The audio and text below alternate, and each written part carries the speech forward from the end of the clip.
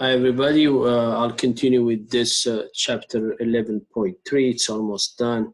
I talked about the implication in previous section, and here on the side is just quite an example of a review. So for example, if Jay is caught smoking in let's say a school bathroom, the Q statement, J is suspended from school. So there is a hypothesis there as P statement there, and it as a cause, and the effect will be suspension. So the other thing to think about is J may be suspended for something else, and even if P doesn't happen. And we did the arrow, and I showed it previously, this conditional connective. So the implication here, using this symbol, if P, then Q, and I'll fill in this truth table, and the one that's easy to understand is the first one with if P and then Q, true and true. But there is one thing to see here, is this one here. And let me highlight these others, then you can actually see. So true in all except this one, which means for this implication, or we can call, let's call P a hypothesis, right? So if call P and Q the conclusion. So if P hypothesis and Q the conclusion, the conditional statement, if P then Q, is only false if P is true and Q is false. That's it. So as you see in the table, if the hypothesis is true and the conclusion is false, then you will get this outcome of the conditional connective is false. In other cases, it comes up to be true. And of course, there's a paradox here in this last two to understand how come if the hypothesis is false, and the conclusion is false. So we'll address that. I think if it should be addressed in class and explain exactly this paradox and what it means, because if the statement, if an elephant can fly, then the Washington Monument is 1,000,000 feet tall. It has some truth value there, but it gets a little bit difficult to explain with a short video. So if we go back to the example of Jay, if Jay is caught smoking in the restroom, then he is suspended from school.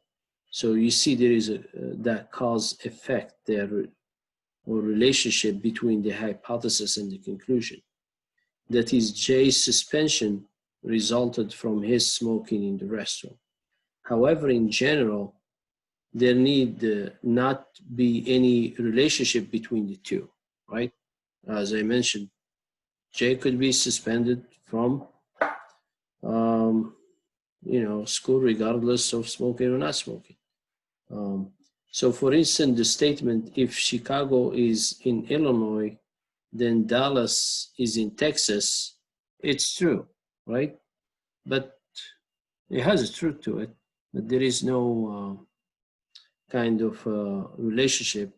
So Chicago being in Illinois does not cause Dallas to be in Texas.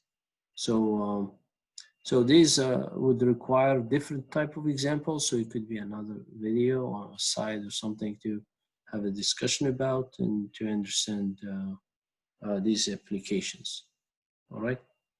So I think here I will talk about some examples, truth value, and I did explain some of these. So let's talk about an example of the truth of an implication.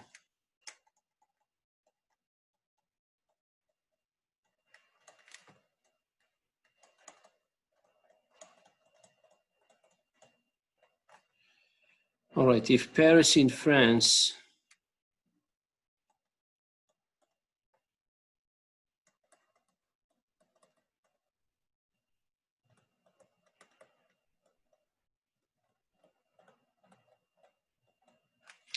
then the Louvre,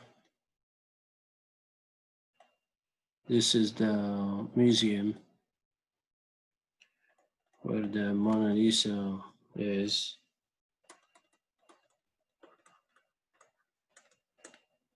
All right, so if Paris is in France, then I should do then the Louvre is in Paris. If the Louvre is in Paris,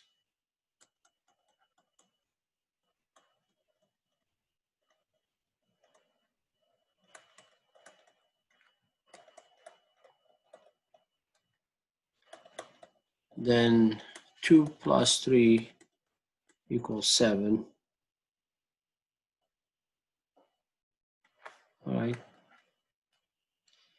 If 2 plus 3 equals 7,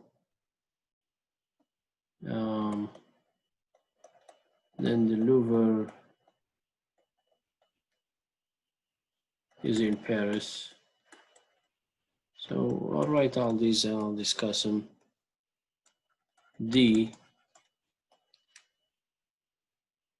if 2 plus 3 equals 7, then Paris is in Spain.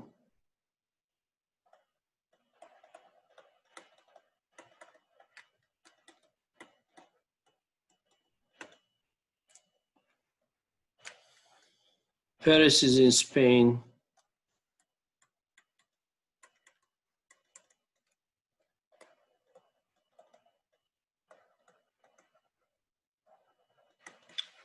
Only if 2 plus 3 equals 7. All right, so let's see. So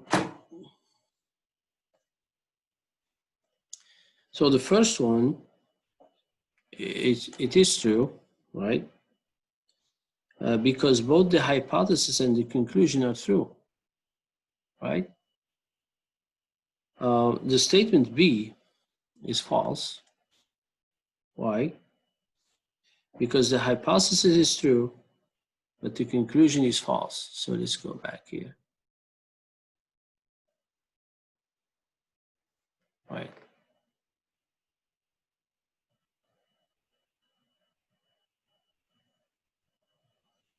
So the last three statements are true because the hypothesis in each is false. All right, the hypothesis in each is false, right?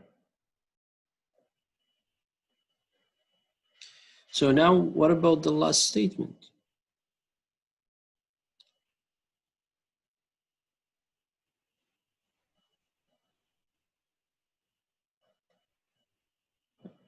Do you see it? I didn't write it as if this, but it's still, you know, it's still the hypothesis there. Paris is in Spain only if 2 plus 3 equals 7. That's still a false hypothesis, right? All right. So all these become true. The only time we get false is, as I mentioned here, if the hypothesis is true and the conclusion is false. And I think once we understand this, we can work out more other examples, and you can use this order of precedence for logic, connective, and you know, for example, this one applies to be you know, first, and we did these in previous videos, so I do recommend to watch previous videos before you comparing these and you work with these other truth tables.